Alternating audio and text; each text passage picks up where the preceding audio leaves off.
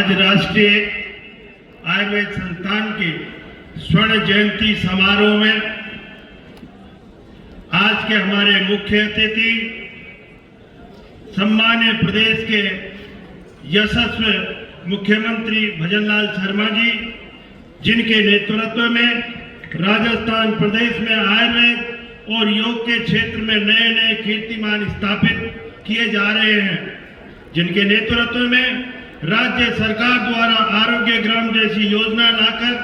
पूरे गांव में आयुर्वेद और योग के माध्यम से पूरे गांव में आरोग्य ग्राम बनाए जाने का नवाचार किया जा रहा है। उनके नेतृत्व में अंतर्राष्ट्रीय योग दिवस 21 जून 2025 को राजस्थान प्रदेश में 1,50,000 से अधिक स्थानों पर लगभग 1,30,00,000 व्यक्तियों ने एक साथ योगाभ्यास कर देश में प्रथम स्थान प्राप्त किया। एक ऐसा रिकॉर्ड बनाया। आयुर्वेद और योग के लिए समर्पित ऐसे हमारे यशस्वी मुख्यमंत्री श्री भजनलाल शर्मा जी, आपका बहुत बहुत आभार। और आज हमारे बीच में माननीय श्री प्रताप राव यादव जी, राज्य मंत्री स्वतंत्र प्रभार आयुष मंत्रालय भारत सरकार, मैं आपका बहुत बहुत आभार व्यक्त करना चाहूंगा और बहुत बहुत धन्यवाद देना चाहूंगा कि आपके नेशनल आयुष मिशन की वर्ष 2025 और 26 की कार्य योजना के तहत राजस्थान प्रदेश को 348 करोड़ रुपए आवंटित कर, जो देश के अन्य राज्यों की तुलना में बहुत सर्वाधिक है। मैं मंच पर विराजमान हमारे लोकप्रिय महाराज बाल मुकुंदाचार्य जी, प्रोफेसर संजीव शर्मा जी और हमारे बीच में ही विराजमान सम्मान्य कुटेजा जी, आयुष सचिव श्री सुबीर कुमार जी, प्रोफेसर गोविंद शुक्ला जी और सामने सभी विराजमान सभी आयुर्वेद के विशेषज्ञ और सभी सामने पंक्ति में विराजमान वरिष्ठ जन और विद्वान जन और मेरे भाई और बहनों, मैं आज इस समारोह में, इस स्वर्ण जयंती समारोह में बहुत बहुत बधाई और शुभकामनाएं देना चाहूंगा, क्योंकि जयपुर का ये राष्ट्रीय आयुर्वेद संस्थान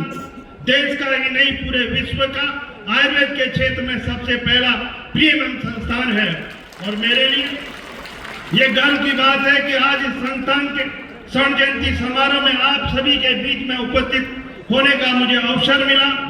आप सभी आयुर्वेद क्षेत्र के विद्वान हैं, आप सभी जानते हैं कि आयुर्वेद और योग पूरे विश्व को, पूरी मानवता को भारत की एक अनुपम देन है। आयुर्वेद एक चिकित्सा विज्ञान नहीं है, बल्कि ये जीवन का विज्ञान है और जीवन जीने की एक कला है। एक व्यक्ति पूरी तरह से स्वस्थ रहते हुए लंबा और सुखी जीवन जी सके, ऐसी जीवन पद्धति आयुर्वेद के ऋषियों ने हमें सिखाई है।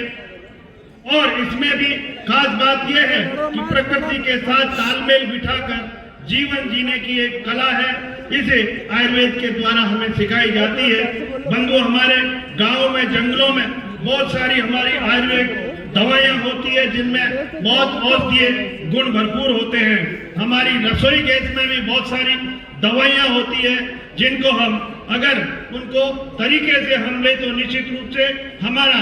जो स्वास्थ्य है वो बेहतर है। हमारे यशस्वी प्रधानमंत्री नरेंद्र मोदी जी का भी यही है कि आज हमारा विश्व स्वस्थ रहे, और स्वस्थ रहने के लिए हमें आज इस आयुर्वेद की ओर, जो